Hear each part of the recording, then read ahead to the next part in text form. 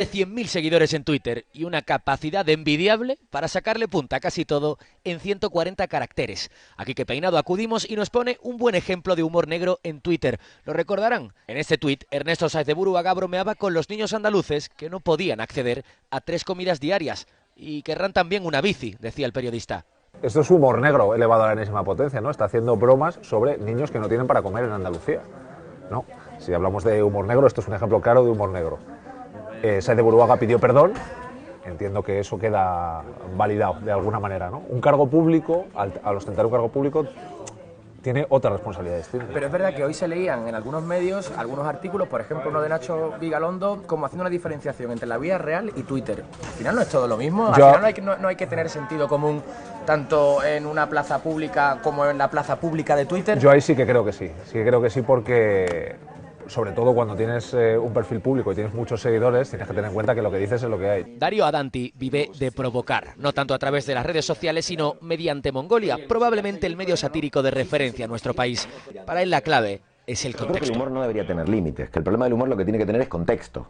Es decir, el chiste no importa cómo es el chiste, lo que importa es en el contexto en que tú lo cuentas, ¿no? Entonces, cuando tú haces una revista de humor, en el contexto ya se entiende que vas a hacer eso. Con lo cual, de alguna manera estás protegido porque el que la compra sabe qué tipo de humor se va a encontrar. Creo que las leyes de la política no son las mismas leyes que las que rigen a cualquier otra persona. En un tiempo en el que, sobre todo ellos, representan una opción que habla de ejemplaridad, ¿no? y de asumir los costes de lo que uno hace, ¿no? De dimisiones, de una ejemplaridad en la política, ¿no? A mí me pasó que en una charla que tuve que dar sobre mi obra, empecé a mostrar chistes que yo hacía de un personaje que se llamaba el mimo tetrapléjico.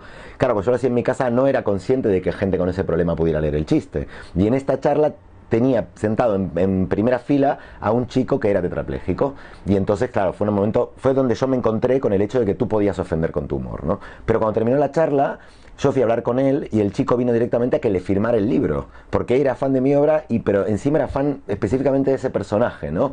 Y lo que me decía él, que a mí me pareció muy interesante, es que lo que a él le gustaba es que muchas veces no se pone en formato de humor un montón de cosas por miedo a que se ofenda, cuando también ponerlo en formato de humor es una manera de normalizarlo, ¿no? Yo, por ejemplo, que me mojo mucho y que soy muy activo y que entiendo que eso me reportará en algunos casos consecuencias negativas, las asumo. Creo que las tengo que asumir porque uno tiene una manera de ser y yo creo que lo que digo es lo que soy. ¿Y tú por esas opiniones entonces estás condenado a nunca presentarte como concejal de tu pueblo si quisieras? Hoy lo escribía, yo decía que si me buscan en mi timeline me arruinan la carrera política y que por eso nunca la voy a tener.